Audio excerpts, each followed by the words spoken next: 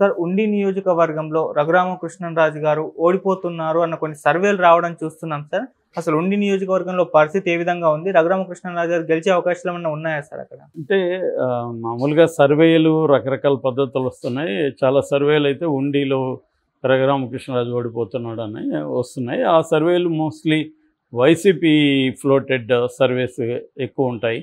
ఎందుకంటే తెలుగుదేశాన్ని సపోర్ట్ చేస్తున్న సర్వేలంతా కూడా ఉండిలో రఘురామకృష్ణరాజు గెలుస్తాడని చెప్తున్నారు. అయితే అక్కడ పరిస్థితి చూసినప్పుడు అక్కడ ట్రయాంగిల్ ఫైట్ అయితే ఉంది. అంటే తెలుగుదేశం కూటమి నుంచి రఘురామకృష్ణరాజు కంటెస్ట్ చేస్తున్నాడు తెలుగుదేశం అభ్యర్థిగా. ఇటు వైసీపీ నుంచి నరసింహరాజు ఆయన గతంలో కూడా నిలబడ్డాడు, ఆయన ఇప్పుడు పోటీ చేస్తున్నారు. ఇటు రెబల్ అభ్యర్థిగా తెలుగుదేశం రెబల్ అభ్యర్థిగా శివరామరాజు ఆయన అక్కడ పోటీ చేస్తున్నాడు.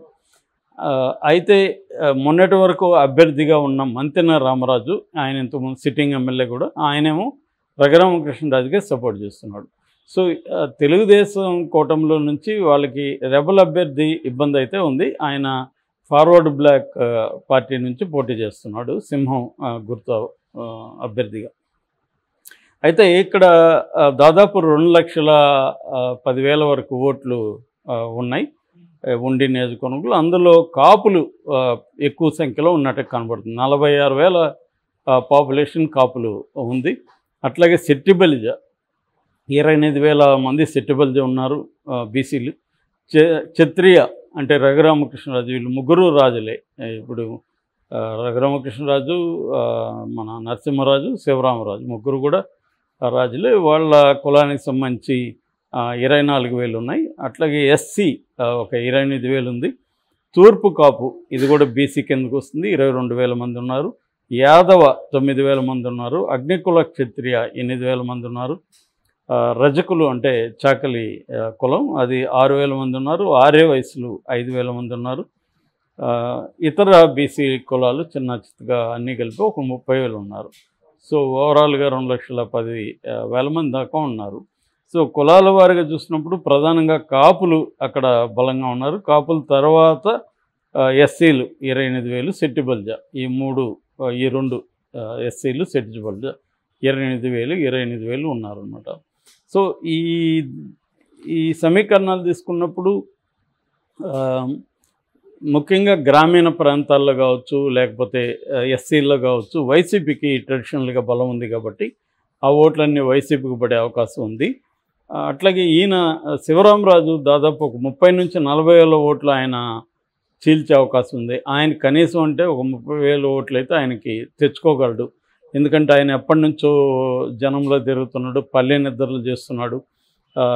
ఆయన పట్ల సింపతి కూడా ఉంది. ఎందుకంటే ఆయన ఆల్రెడీ తెలుగుదేశం తరపు నుంచి 2 సార్లు ఎమ్మెల్యేకి గెలిచాడు. తర్వాత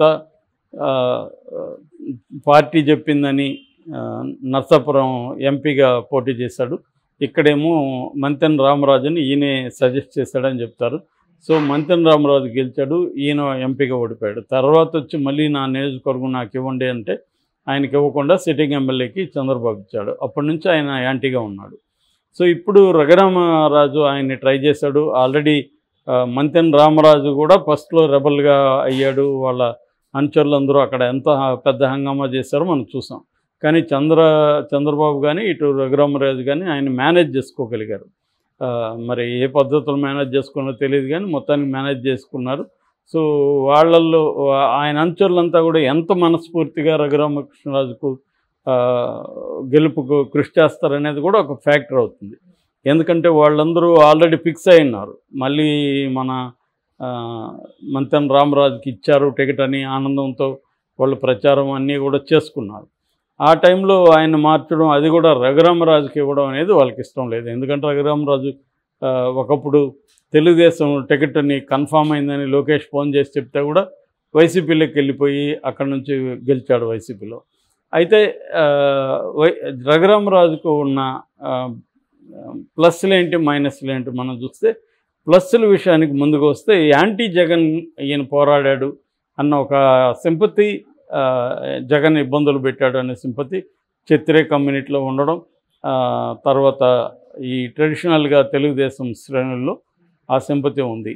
సో యూత్లో కొంత సోషల్ మీడియా ఇన్ఫ్లుయెన్స్ దీనివల్ల ఈయన రెగ్యులర్గా మాట్లాడడం, ఈయనకి చాలా గట్స్ ఉంది, జగన్ ఎదిరించాడు, ఏకైక మొగాడు, ఈ టైప్లో కొంత యూత్ ఫాలోయింగ్ ఉంది. ఇక నెక్స్ట్ అంశం ఏమంటే మంతెన రామరాజు స్ట్రాంగ్గా ఈయన సపోర్ట్ చేస్తున్నాడు, గెలిపించాలని మనస్ఫూర్తిగా ట్రై చేస్తున్నాడు. అట్లాగే మీడియా మనకు తెలుసు రఘురామకి ఇప్పుడు 175 నియోజకవర్గాల్లో దాదాపు 2000 మంది పైన పోటీ చేస్తుంటే అందులో పిడికెడు మంది మాత్రమే రాష్ట్రంలో పాపులర్. అందులో రఘురామకృష్ణరాజు ముందు వరుసలో ఉంటాడు. అలాగా ఆయన మీడియా కూడా ఆయన్ని ఎప్పటికప్పుడు ఫోకస్ చేస్తూ ఉంది. ఇక వ్యూహాలు వేయడంలో కూడా రఘురామకృష్ణరాజు కొంత ఆరితేరిన వ్యవహారం కనిపిస్తుంది. ఎలా ఏ వర్గాల్ని ఎలా ఇది చేయాలి ఇవన్నీ అది కూడా ఆయనకు అడ్వాంటేజ్గా మారే అవకాశం ఉంది. అట్లాగే 3 పార్టీలు కేడర్ ఆయన్ని సపోర్ట్ చేస్తుంది కాబట్టి ఇటు జనసేన కావచ్చు, ఇటు బీజేపీ కావచ్చు, తెలుగుదేశం కేడర్ అది కూడా ఆయనకి అడ్వాంటేజ్ మారే అవకాశం ఉంది. అట్లాగే ఆయన దగ్గర మంచిగా డబ్బులు ఉంది కాబట్టి ఓటర్లకు డబ్బు ఎర చూపించే అవకాశం ఉంది. అట్లాగే కింది స్థాయి కేడర్లో అంటే ముఖ్యంగా పోల్ మేనేజ్మెంట్ చేయగలిగి ఓట్లు వేయించగలిగే స్థానిక నాయకత్వాన్ని కూడా ఆయన డబ్బుతో తన వైపు తిప్పుకునే అవకాశాలు ఉన్నాయి.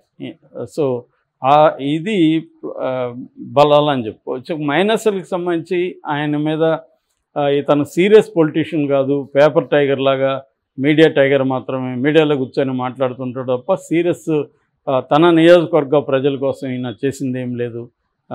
అది కదా ఇంపార్టెంటు, అది చేయకుండా వేరే మాట్లాడి ఏం ఇంపార్టెంటు, ప్రజలకు ఈయనేం చేశాడనేది ఇంపార్టెంటు, అది చెప్పుకోలేని పరిస్థితిలో ఆయన ఉన్నాడు.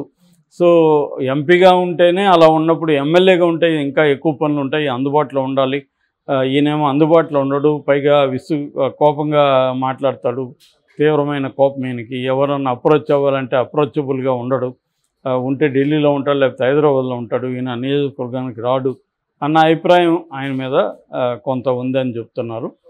దాని తర్వాత ఆయన ఎస్సీల పట్ల, క్రిస్టియన్ల పట్ల చాలా లూజ్ కామెంట్స్ చేయడం, గతంలో వాళ్ళని అవమానకరంగా మాట్లాడడం, ఇట్లాంటిది కొంతమందిలో అక్కడ ఉంది.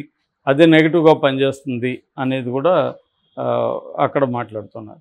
అట్లాగే ఇందాక చెప్పినట్టుగా శివరామరాజు ఫ్యాక్టరీ కూడా ఈయనకి పనిచేసే అవకాశం కనిపిస్తుంది. సో ఇవి ప్రధానంగా ఆయనకి నెగిటివ్గా ఉన్న ఫ్యాక్టర్స్. మరోవైపు శ్రీనివాసరాజు కూడా చాలా స్ట్రాంగ్గా అక్కడ చూసుకుంటున్నాడు. ఎందుకంటే ఆయన ఆల్రెడీ ఓడిపోయాడు కాబట్టి ఆయనకి ఈసారి కొంత సింపతి ఉంది. వైసీపీ కూడా జగన్ స్థాయిలోనే రఘురామకృష్ణరాజును ఎట్టి పరిస్థితుల్లో తొక్కేయాలని ఒక కసి వైసీపీ శ్రేణుల్లో ఉంది. జగన్ వైపు నుంచి కూడా తాము కూడా నరసింహరాజుకి మంచిగా ఫండింగ్ చేస్తున్నట్టుగా తెలుస్తుంది. అంటే రఘురామకృష్ణరాజుకి ఈక్వలెంట్గా లేకపోతే ఇంకా ఎక్కువగా వైసీపీ నుంచి కూడా డబ్బుల్ని చేర్చి ఎట్టి పరిస్థితుల్లో కూడా రఘురామకృష్ణరాజును అసెంబ్లీలోకి అడుగుపెట్టనివ్వకూడదు. సో ఇప్పుడు కానీ ఓడిస్తే ఆయన కెరీర్ సమాప్తం అయిపోతుంది అన్నది వైసీపీ శ్రేణిలో కూడా ఉంది. ఎందుకంటే వైసీపీలో ప్రతి కార్యకర్తకు కూడా తన పట్ల ఒక రకమైన పర్సనల్ కోపం లాంటిది వచ్చింది. ఎందుకంటే ఎంత ఇబ్బంది పెట్టింది ఇంకెవరు లేరనమాట. సో ఈ అంశాలన్నీ కూడా రఘురామకృష్ణరాజుకు మైనస్ అయ్యే అవకాశాలు ఉన్నాయి.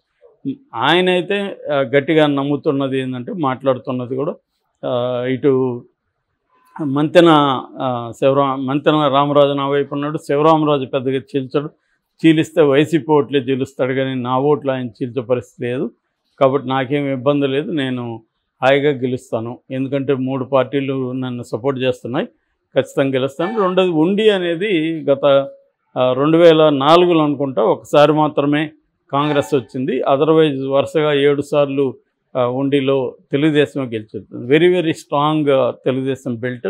ఆ రకంగా కూడా రఘురామకృష్ణరాజు కాన్ఫిడెంట్గా ఉన్నట్టుగా చెప్తున్నారు.